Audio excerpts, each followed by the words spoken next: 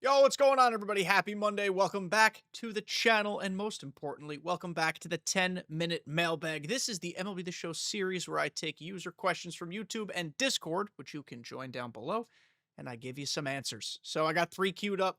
Let's get to them.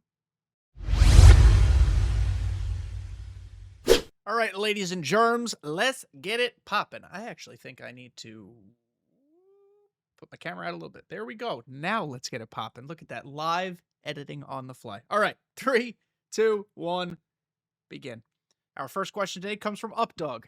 What's up, dog? I love that. I love that name. Updog, I put down the show several weeks ago because I was discouraged about how expensive live series high-end cards have gotten. But now I miss the game.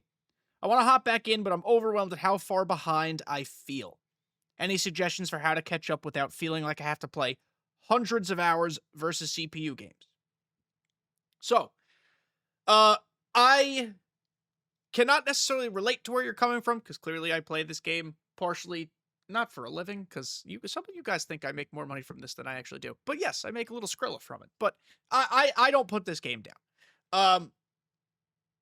What I will say, this game this year more so than ever, MLB The Show this year more so than ever, is not friendly to the person who puts the game down and comes back. If you're a completionist. If you're not a completionist, theoretically it's the power creep. So skip all the stuff you missed, do the most recent stuff, and you should, in theory, have the best current cards to use. But I have an alternative suggestion for you, and it actually comes from the homie Roger. You guys have seen gameplay of his on the channel here before. He suggested that I talk about creating an alt account. So, some people in the community may have heard alt account. If they are very engrossed in the community, they know exactly what that is. An alt account is a second account. Duh. A lot of top players use it because they want to, like, what's the best? They want to hide their identity, not in like in a shiesty way, but they want to be able to play the game a little more freely, not have people quit on them because a lot of people recognize the names of top players. It gives them another opportunity to grind through the ranked ladder, because once you reach a certain point in GOAT, there's really no point in playing anymore. But there are other means, or other opportunities, I should say, when creating an alt account. In your case, Updog, in theory, you could load into an alt account, start fresh from zero, brand new Diamond Dynasty account, and just say F the live series. Punt live series entirely. Are you missing out on, like, potentially getting a Beltron? Sure, of course you are. But if you grind all of the free content, and any live series you pull, you just use those stubs to buy the cool chase cards or the special insert cards, you're now at a place where you actually are a little more flexible with the game than you otherwise would have been. You know, instead of feeling like you have to catch up with your primary account, there is something kind of refreshing about starting from zero. And that allows you to tackle things in the order you want to tackle them. You know, if you're playing an alt account and starting from fresh, unless you plan on doing collections for like Roland and now Ted Williams, that's your prerogative. You could skip the starter. You could skip the pipeline. You could skip the spring breakout. You really don't have to jump back in until, I don't know, let's say Fire and Finesse, because you want Dustin May, or like the Egg Hunt program actually has some usable cards in it. Like, you could just play these last handful of programs. You know, let's say you have a good diamond pull. Let's say you pull an Aaron Judge. That's awesome. Well, now that the April Spotlight has come and gone, and these cards are largely, you know, they shouldn't be crazy expensive. Let's see, actually. All right, they're still a little expensive. But, you know, you could watch the price of these and spend the stubs, buy them all up, and get your Carlos Santana. Like, you could be free with your stubs. I think if you're overwhelmed about getting back into it, try an alt account out. It could be fun.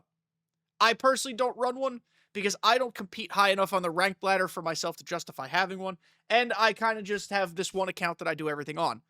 But an alt account is a cool way for others to play the game. So give it a try. Give it a shot. Thank you for your question. Next question. going to crack some knuckles on this one because I've got things to say. I just dropped my water bottle, but we're fine. From Gaming Hero. Gaming Hero left this comment on one of the podcast episodes that we dropped last week. And they couldn't be more incorrect. And they were aggressive in the way, not aggressive, but they, we're gonna put them in their place a little bit because it's my channel. I'm allowed to do that. So this comes from a conversation where Nutsy and I, or maybe it was Scan and Drew and Julian and I forgot which podcast it was on. We were talking about why it's useless to drop bad cards. Pretty straightforward, right? If there are no bad cards or a smaller gap, what is the point of striving for the good or better cards? Theme teams are so, first of all, he said theme teams are so overwhelmingly undervalued in this community, and to just look at it through the I only want the top elite overalls and that's all is honestly saddening. You are pushing the game into the FIFA and Madden college football style of cards, which is absolutely horrible for the game. Variety good and bad is good. No. Listen, I'm all about having everybody's opinions shared equally. And respecting opinions. But there is zero world where bad cards are good. And there is zero world where we should accept anything less than good from SDS. That's it. That's it. That does not push this game towards Madden College Football. I would argue at the pace it's currently going is pushing it towards it, where they're putting all the shit cards in free programs and all the good cards in expensive packs. That's Madden. That's college football, not what you're talking about. I want to raise the floor because you know how you change teams up and give variety? You make more cards good because you give people more options. You give people more playable cards to diversify lineups. If you drop James Wood as an example, he is a good free card, but let's just say James Wood and then 10 steaming piles of shit in left field. Guess what? Everyone's going to play James Wood.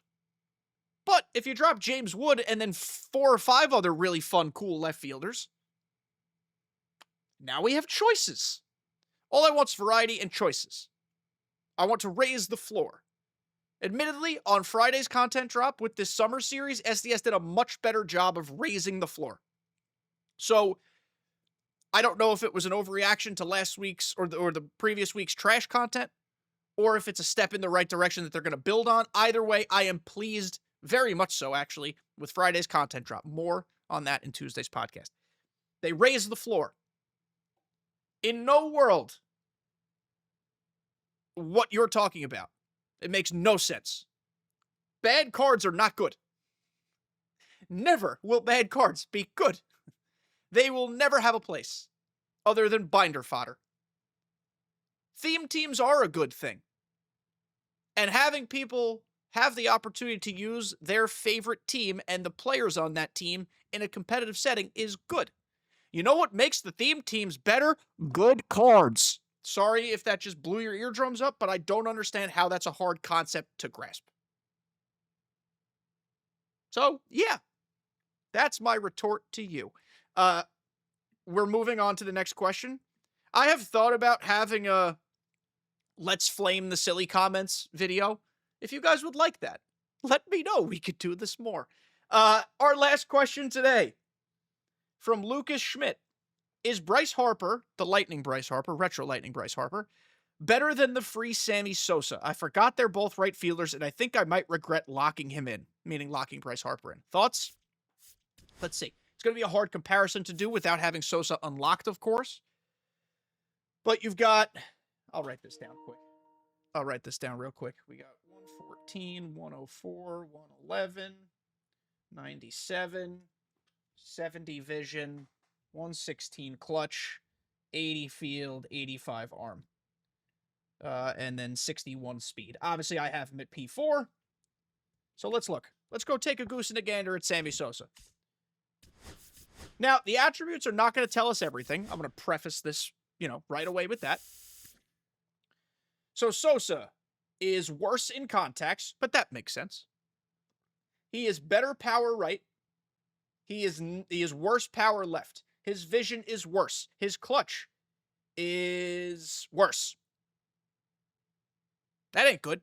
I would argue if you hit 20 homers in a month, you probably hit some clutch ones. So that's just silly. He's worse in the field. His arm strength is the same. No, at P4, his arm strength will be better, so he's got a better arm. That makes sense. Speed is better.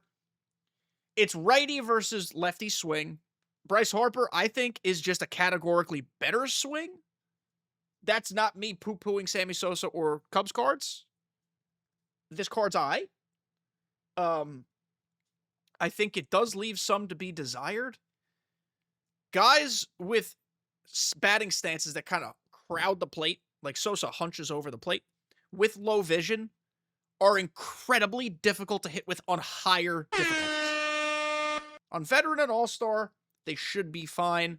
If you're Hall of Fame, we're starting to make it difficult, but Legend and GOAT, Sammy's going to be very, very, very difficult to use. Whereas Bryce Harper, open stance, vision's a little higher, just genuinely a better swing anyway.